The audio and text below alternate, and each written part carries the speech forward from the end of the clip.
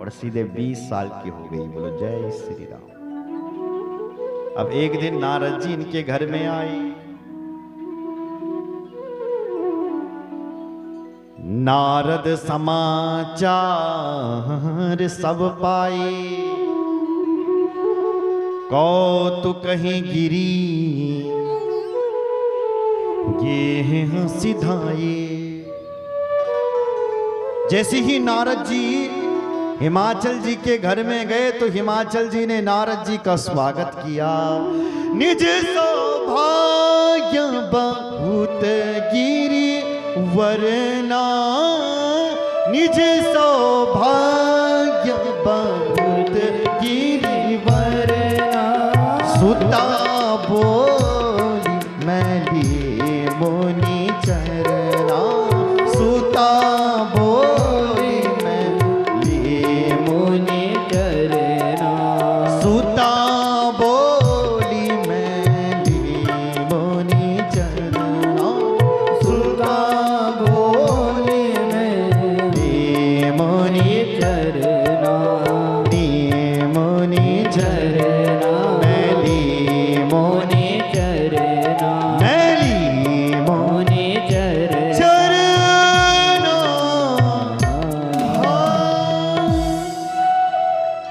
जैसे ही हिमाचल जी के घर पर ब्राह्मण देवता आए तो हिमाचल जी स्वागत कर रहे हैं। निज सौभाग्य बहुत गिरिवरना। हे नारद जी आपका सुस्वागतम, स्वागत है, स्वागत है। आज भी हिमाचल में परंपरा है, अगर आप हिमाचली के लोगों के घर में चले गए तो वो सबसे पहले ब्राह्मणों के वहां पैर धुलाते हैं। मैं भी गया था एक बार कथा करने, शिमला में एक ठोग तहसील पड़ती है, वहां श्रीमद् भागवत कथा थी। तो जैसे ही वहां घर पर प्रवेश किया तो वो सबसे पहले चरणों को ही धुलाते, क्योंकि वहां की परंपरा है। ब्राह्मण घर पर आए तो ब्राह्मणों के चरण धुलाओ। और जिस घर पर ब्राह्मण के चरण पड़ जाते हैं वो घर अपने आप में तीर्थ हो जाता है। क्या हो जाता है? तीर्थ। ऐसा किसने कहा? श्रीमद् भागवत में लिखा हुआ ऐसा। बोलो जय श्री राम। व्यालालय द्रुमा वेक्ति खिलित परिता खिल संपदा, यद गृहस्थ तीर्थ पादिया, पादा तीर्थ विवर्जिता।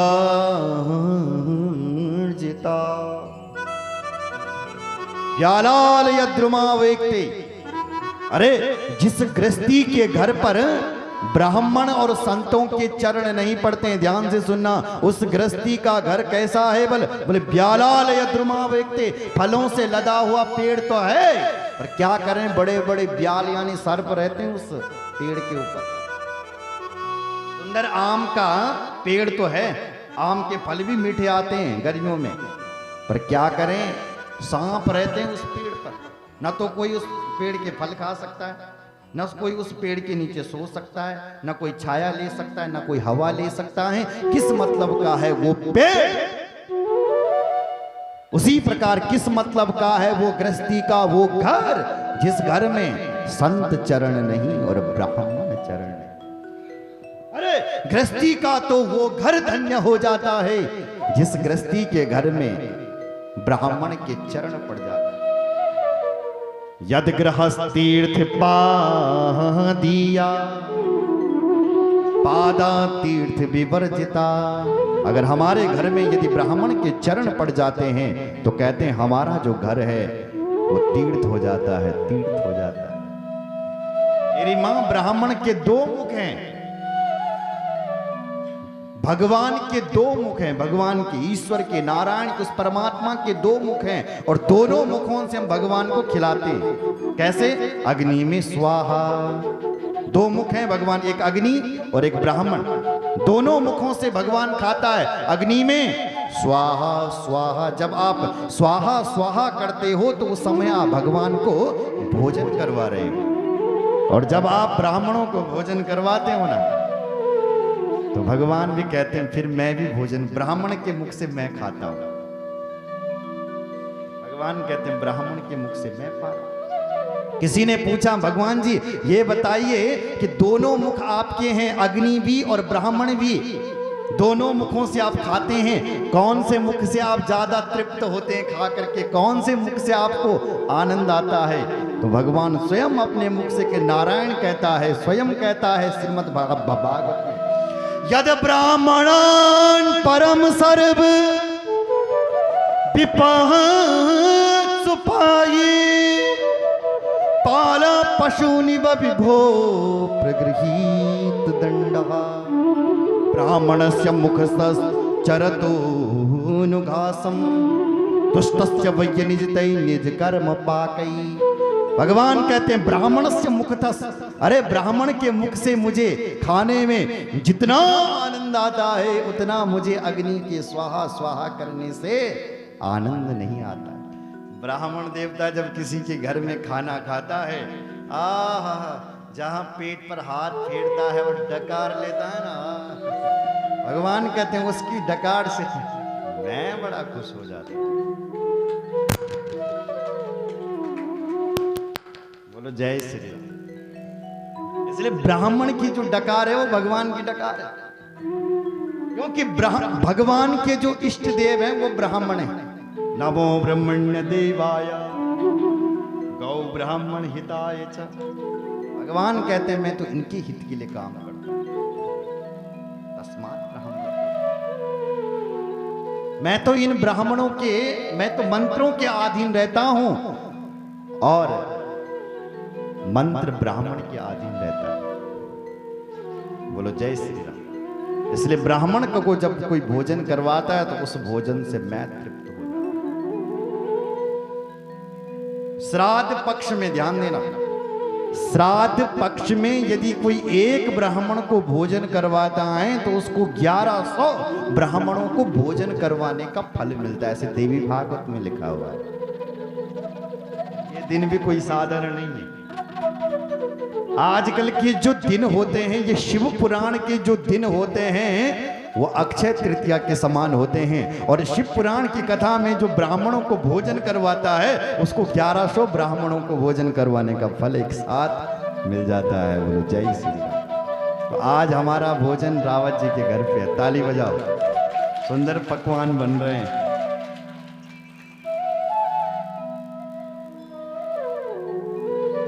तो ब्राह्मण को भोजन करवाने का ये फल है।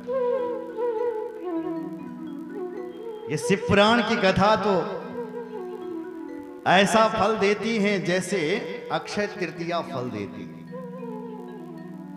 अक्षय फल मिलता है, मतलब अक्षय मतलब जिसका फल कभी क्षय नहीं होता। इन कथाओं में आप पुण्य करोगे, दान दोगे तो वो फल आपको मिलता रहेगा। कब तक? जब तक आपकी जिंदगी रहेगी, कभी समाप्त नहीं होने वाला अक्षय फल। जब तक तुम हो तब तक फल मिलता रहेगा। दान का जो यहां करोगे। बोलो जय श्री राम। तो आज हिमाचल जी के घर पर भी ब्राह्मण गए हैं, प्रणाम किया, निज सौभाग्य बहुत गिरिवर्णा सुता बोली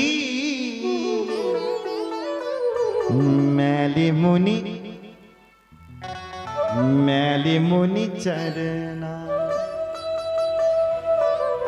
सुता को बोला, बेटी को बोला कि बेटी बाबा आया है, जरा प्रणाम कर ले ब्राह्मण के चरणों में।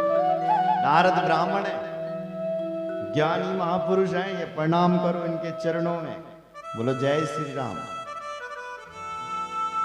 और अपने आप हिमाचल जी ने भी प्रणाम किया। उसके बाद हाथ जोड़ करके कहा, त्रिकालज्ञ सर्वज्ञ तुम गति सर्वत्री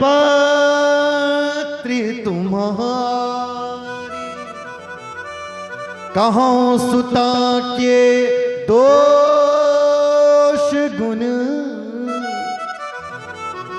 मुनिवर हृदय विचार,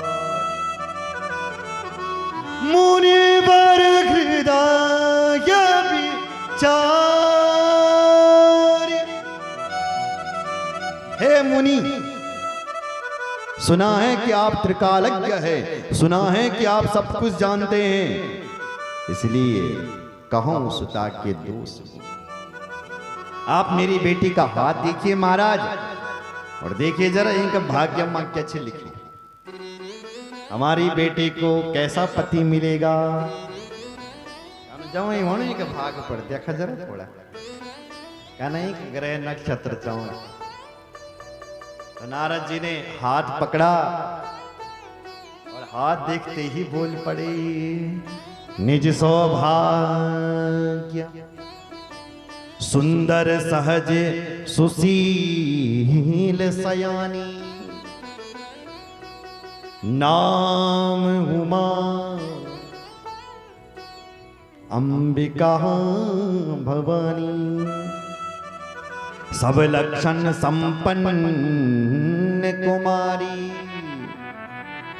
हो ही संतत पति ही प्यारी। हे नारद, नारद जी कहे, हिमाचल जी तुम्हारी बेटी तो बड़ी सुंदर है, और सुंदर के साथ साथ सहज है, सुंदर के साथ साथ सुशील है, सयान है। इसलिए इसका हम नाम उमा अंबिका भवानी, नाम इसके अंबिका है। हमें ऐसा दिखाई दे रहा है कि सब लक्षण संपन्न कुमारी, सारे लक्षणों से संपन्न है, और जिससे इसका ब्याह होगा वह पति, इसका पति इससे बहुत प्रेम करने वाला होगा।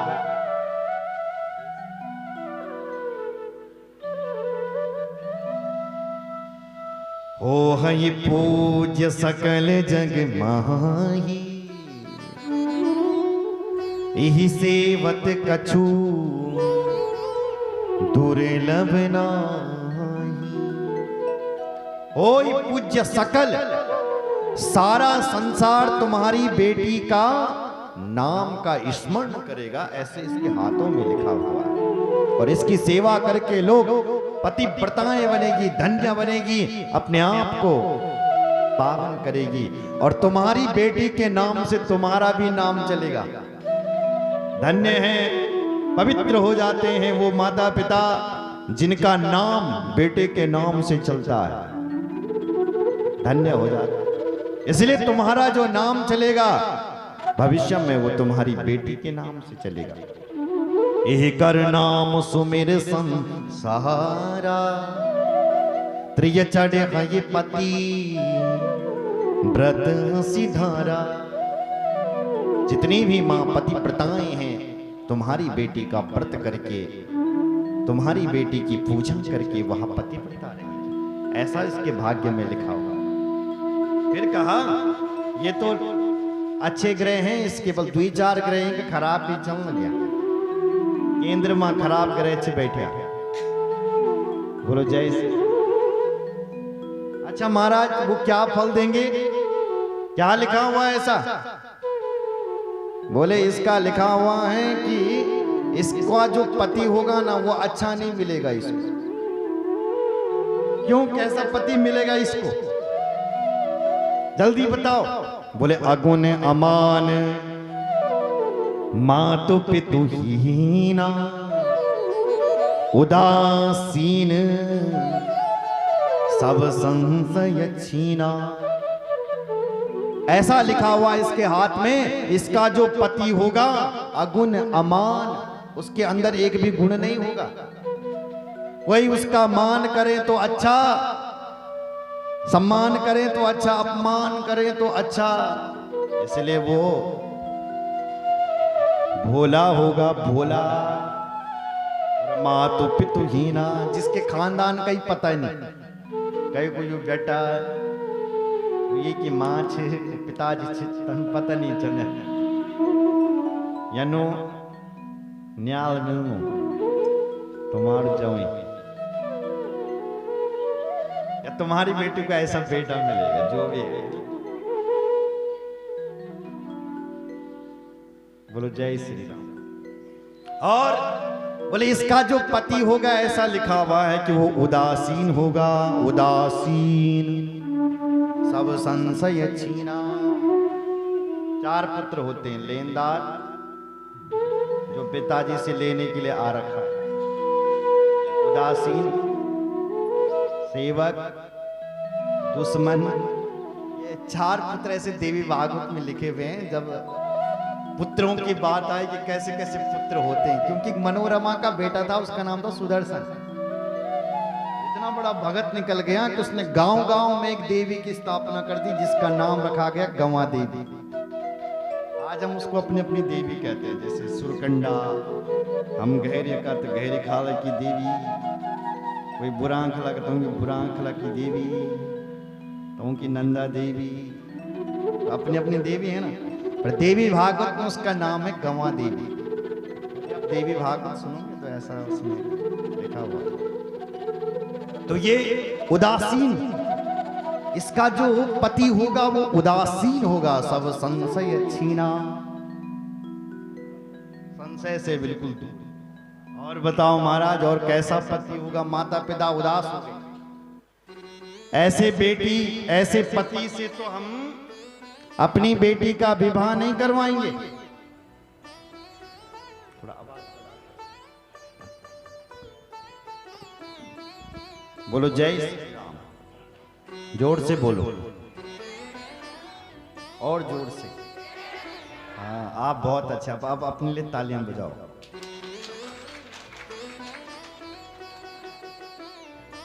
क्योंकि कथा में दो व्यवधान ज्यादा आते हैं।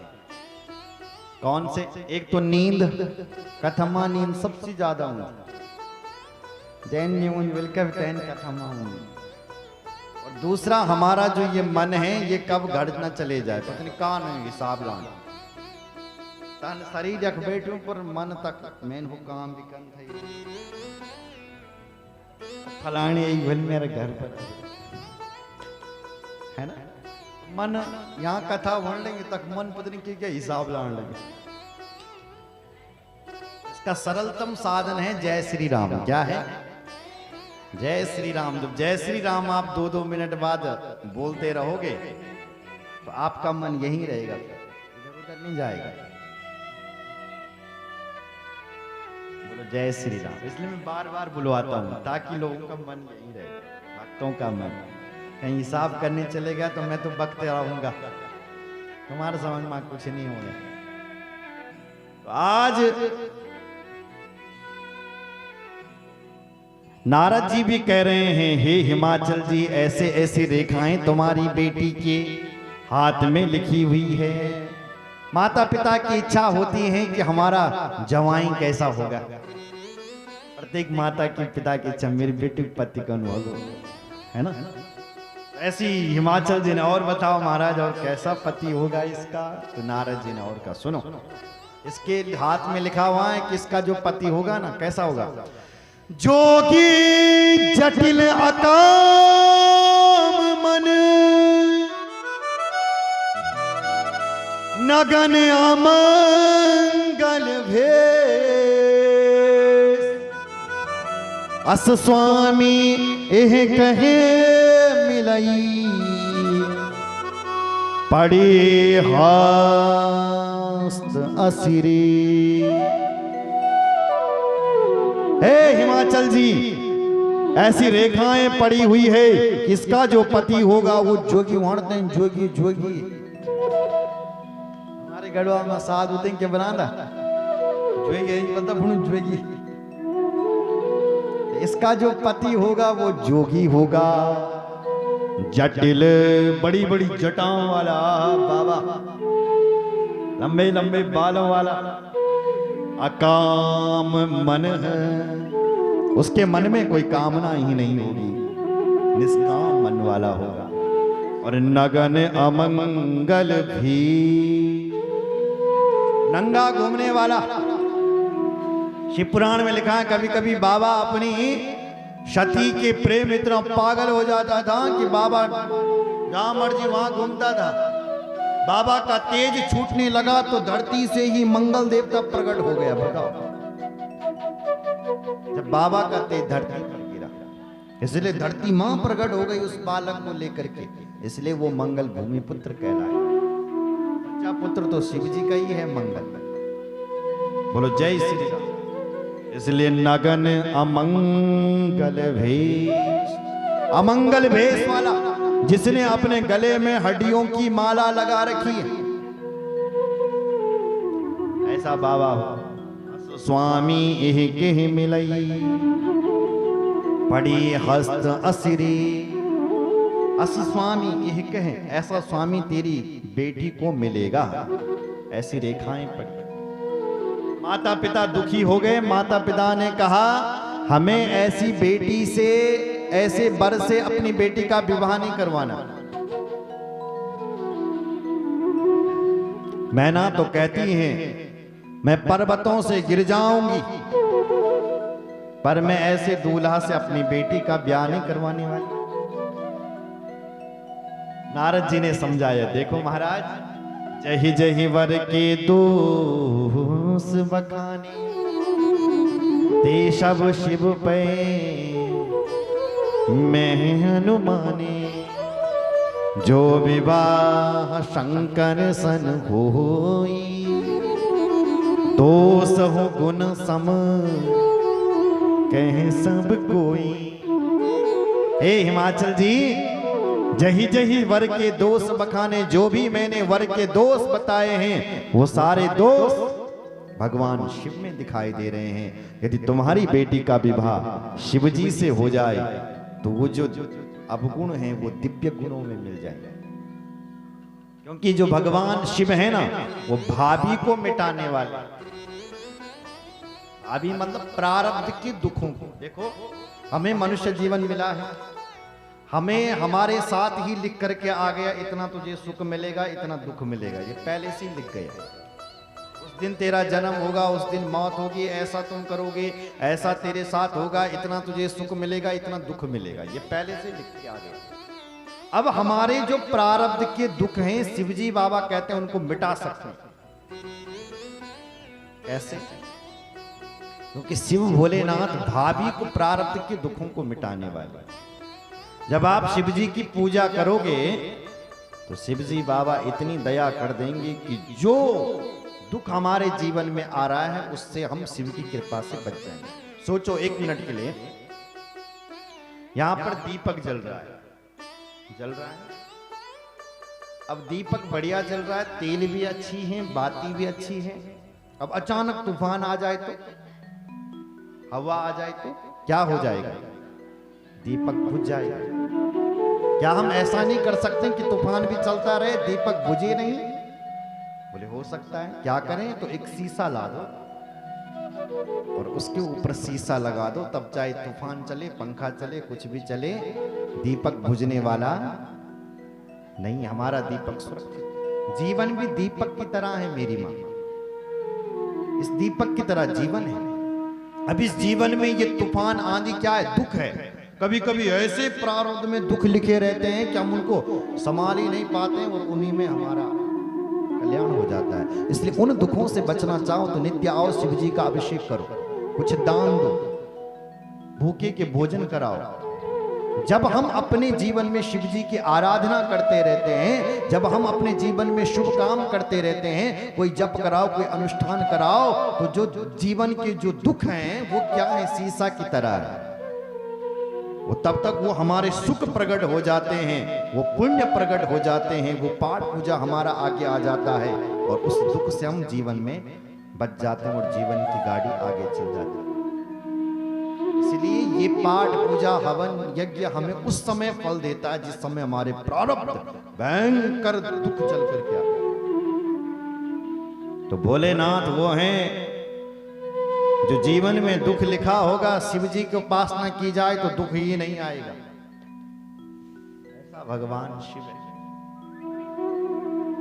बोलो जय श्री राम। तो महाराज इसके लिए क्या करना पड़ेगा? बोले इसके लिए तुम्हारी बेटी को तप करना पड़ेगा। जो तप करही कुमारी तुम्हारी, जो तप करही